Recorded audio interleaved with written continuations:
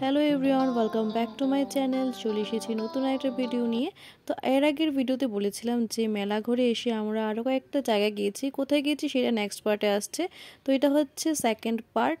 তো আমরা এসেছি হচ্ছে গিয়ে ইন্ডিয়াস লার্জেস্ট ওয়াটার প্যালেস নীরমহলে।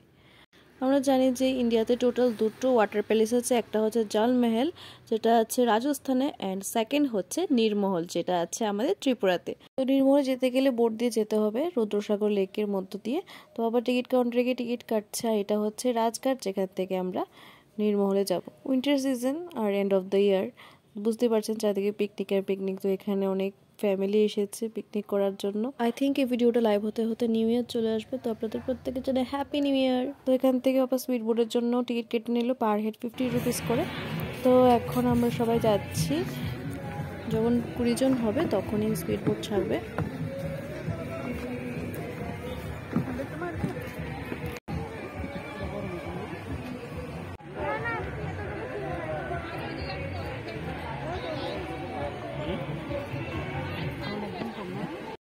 তো চলুন এবার আস্তে আস্তে যাওয়া যাক।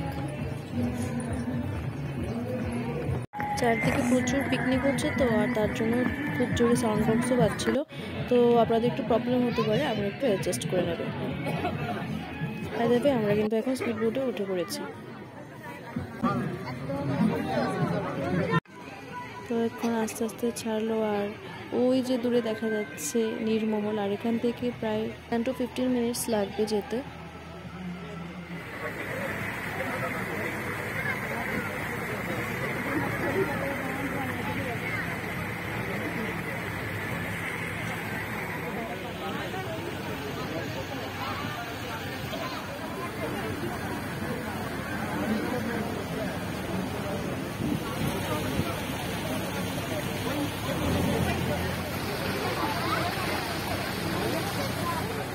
তো আমরা পৌঁছে গেলাম। আর এই যে ঘাটটা দেখতে পাচ্ছেন, এটা হচ্ছে গেস্ট বোট ঘাট। আচ্ছা, এখানে এন্ট্রি ফিটা নিয়ে নিই। এখানে কিন্তু এন্ট্রি ফি হচ্ছে 30 রুপিস করে। আর যারা আপ টু 7 ইয়ার্স তাদের জন্য হচ্ছে এন্ট্রি ফি 20 রুপিস। আর যারা সাথে ক্যামেরা ক্যারি করবেন তাদের জন্য কিন্তু এক্সট্রা 50 রুপিস ওনারা চার্জ করে। তো আমরা ভিতরে এসে পড়লাম। আর এটা ছিল রাজার বেডরুম। এই মেহেলটা তৈরি করেছিলেন ত্রিপুরার শেষ মহারাজা বীর বিক্রমাদিত্য বাহাদুর 1930 খ্রিস্টাব্দে। এবং এই পুরো মেহেলটা কনস্ট্রাকশন করেছিল এক ব্রিটিশ কোম্পানি মার্কিন্স অ্যান্ড বার্নস। আর ইনগরেশন হয়েছিল 1938-এ। আর এখানে টোটাল 24টা রুম রয়েছে। তো এটা হচ্ছে রয়্যাল বোট ঘাট, যেটা রাজার বেডরুমের ঠিক পাশেই। তো এখানে 3টে টোটাল বোট ঘাট আছে। একটা হলো যেটা প্রথমে দেখালাম গেস্ট বোট ঘাট, আর সেকেন্ড হচ্ছে এই রয়্যাল বোট ঘাট। আর একটা আছে সেটা হলো বোটসম্যান বোট ঘাট। এই মেহেলের প্রত্যেকটি রুম কিন্তু মোটামুটি সেমই দেখতে। আর এটা হচ্ছে ড্যান্সিং রুম।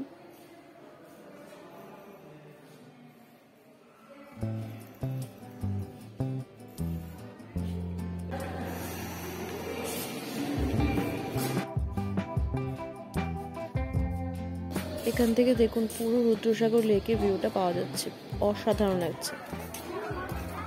আর এই জায়গাটা হলো রানীদের কিচেন অ্যান্ড ডাইনিং এরিয়া, যেটা এখন বন্ধ আছে। এখানে আমরা বেশ সবাই মিলে একটা ছবি টবি তুলে নিলাম।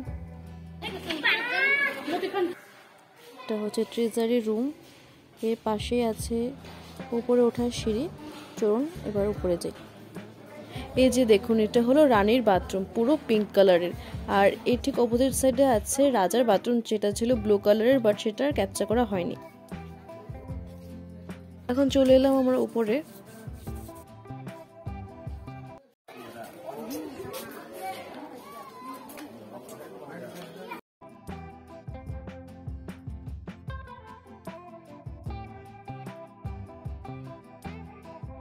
এই মেহেলটা দুটো পার্টে ডিভাইড করা। একটা হচ্ছে রয়্যাল ফ্যামিলি মেম্বার সাইড, যেটা তখন ঘুরলাম।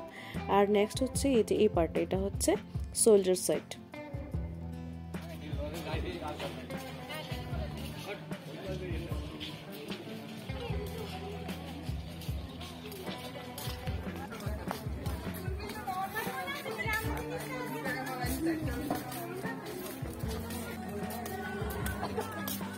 তো এখানে একটা কুয়ো আছে যেখানে আগে জল জমা করে রাখতো, আবার এখন লোকেরা উইশ করে এখানে কয়েন ফেলে।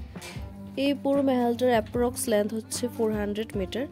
আর আপনাদের কিন্তু হাতে অনেকটা সময় নিয়ে আসতে হবে আপনারা যদি এর ফুল ভিউটা এনজয় করতে চান। তো আমরা নিচে চলে আসলাম, আর এখানে একটা ক্যাফেও আছে যেখানে বিভিন্ন হ্যান্ডমেড অ্যাক্সেসরিজ পাওয়া যায়, আপনারা চাইলে এখান থেকে শপিং করতে পারেন।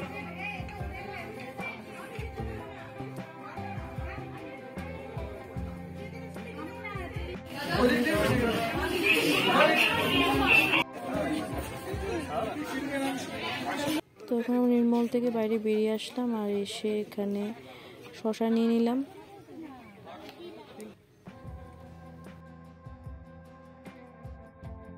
এখন আমরা সবাই বোটে উঠে পড়লাম, এখন আমরা ফিরে যাব। আমার তো মেহেল থেকেও বেশি এই বোটে আসা যাওয়া করাটা বেস্ট লেগেছে।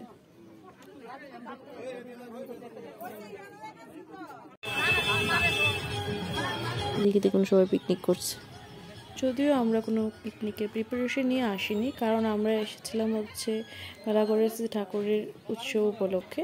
তো একই সাথে আমরা নির্মলও দেখে গেলাম, ওই যে বলো না রথ দেখা গলা বাচ্চা, সেটাই আর কি। ওকে।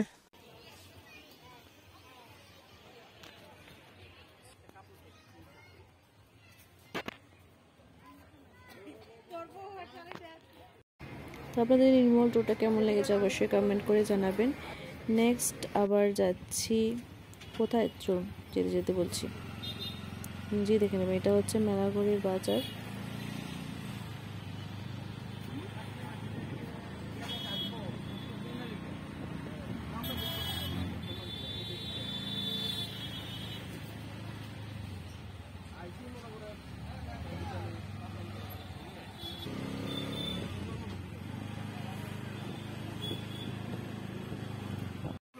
তো এখন আমরা এসেছি বীরেশ্বর শিব মন্দিরে, আর এর পাশেই আছে এখানে দুটো মন্দির পাশাপাশি, একটা হচ্ছে বীরেশ্বর শিব মন্দির আর একটা হচ্ছে ভবতারিণী কালী মন্দির। তো প্রথমে আসলাম শিব মন্দিরে, এখানে ঠাকুরকে প্রণাম করে নিলাম, তারপর আসলাম হচ্ছে ভবতারিণী কালী মন্দিরে। ঠিক এর উল্টো পাশেই রয়েছে পাগলি মাসির মন্দির, এখানে এসেও প্রণাম করে নিলাম।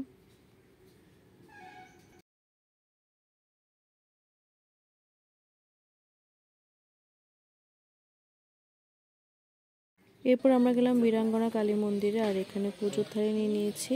ভিতরে ভিডিও করে অ্যালাউ না, তাই আমি স্ক্রিনে মায়ের ছবিটা আপনাদের দিয়ে দিয়েছি, আপনারা প্লিজ এখান থেকে দেখে নেবেন। তো এখন আমরা চলেছি বাড়িতে। তো আজকের ব্লগটা তাহলে এখানে এন্ড করে দিচ্ছি, দেখা হচ্ছে নেক্সট একটা ভিডিওর সাথে। Till then tata.